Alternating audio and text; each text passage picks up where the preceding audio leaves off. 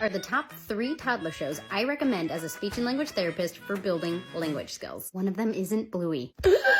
Got your attention now, don't I? Okay, so I know everyone has their opinions on which kids shows are best, most educational, promote kindness, are enjoyable for parents too, blah, blah, blah, blah, blah. My criteria? Which shows do the best job building language skills? Because for the most part, in that 0 to 5 age range, verbal language skills should be your top priority as far as education goes. That includes listening and speaking skills. And I am making this video with the huge caveat that regular screen time is still not recommended by the American Academy of Pediatrics for children under age 2. However, the AAP does acknowledge that children in the 18-month to 24-month age zone can learn from high-quality educational media if, and it's a big if, their parents play or co-view with them and reteach the lessons. That being said, I am a mom of 2 kids, 3 and under. And I'm gonna be honest, I wasn't perfect, but I was much more stellar about avoiding and strictly limiting screen time with my first child before she turned 2. Thank you, I know, thank you. But by the time kid number 2 comes around, kid number 1 is likely already getting regular screen time, and it becomes a lot harder to avoid. And also,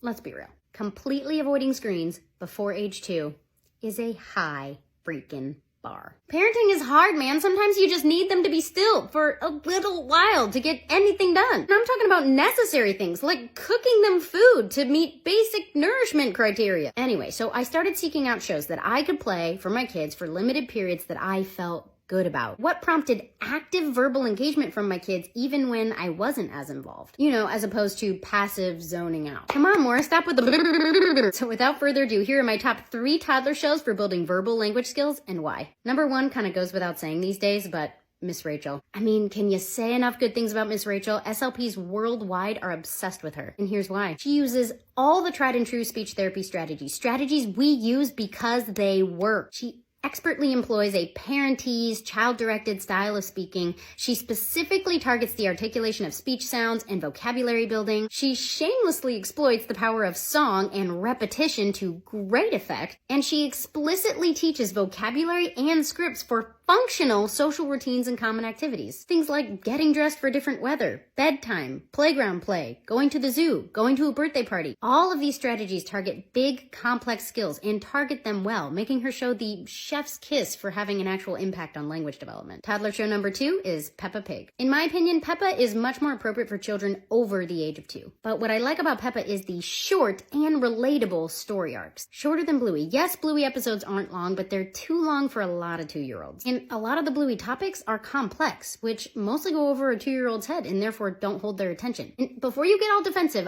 I'm not dissing Bluey. I love Bluey, but more for ages 3 and up. Not so much for toddlers. Peppa Pig episodes are under 5 minutes long. They're simple, they're happy, they're the kind of plots a 2-year-old can begin to follow. This is an important point. When choosing media that's going to be high quality for your kid, you need to intentionally choose based on what's age appropriate, that hits that zone of proximal development. That means they're actually able to engage and learn, not that's way above their head so they disengage and become passive listeners. Peppa episodes pretty much follow the structure of introduction of topic, small problem, resolve the problem, everyone's happy. Everybody loves being happy. But the best part about Peppa Pig for building language skills?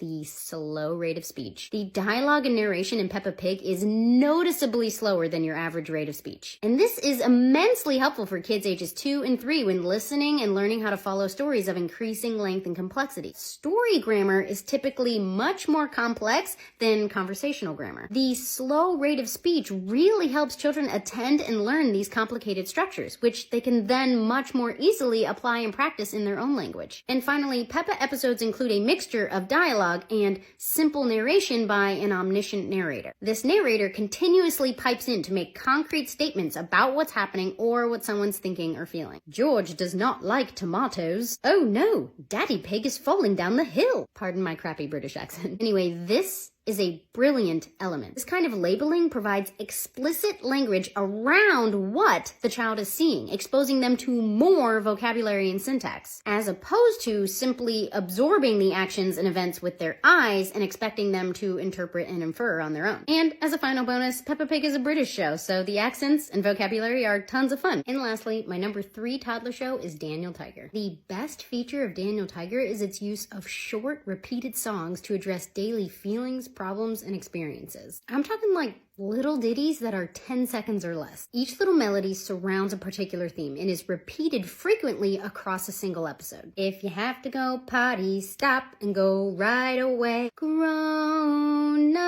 come back. You can take a turn and then I'll get it back. They're so short and catchy that they stick. And the topics are so relevant to many toddler plights, so to speak. Kids this age need language around the feelings and events that are significant to them. This aspect of Daniel Tiger is the main reason I find it so effective for building language skills, because it hits two key checkpoints for language learning: memory and motivation. Memorable because of the short, repetitive, catchy tunes, a lot like commercial jingles. Motivating because the topics are highly relevant and immediately applicable to toddlers' little lives. And that's powerful. So check those shows out with your toddler if you haven't already, and ideally engage along with them whenever you can. But maybe now you can feel just that little bit less guilty when you just need them to be entertained elsewhere for a little bit while you complete a task, decompress, scream into a pillow, because you've intentionally selected high quality shows that have a positive impact on those critical developing language skills. Win-win.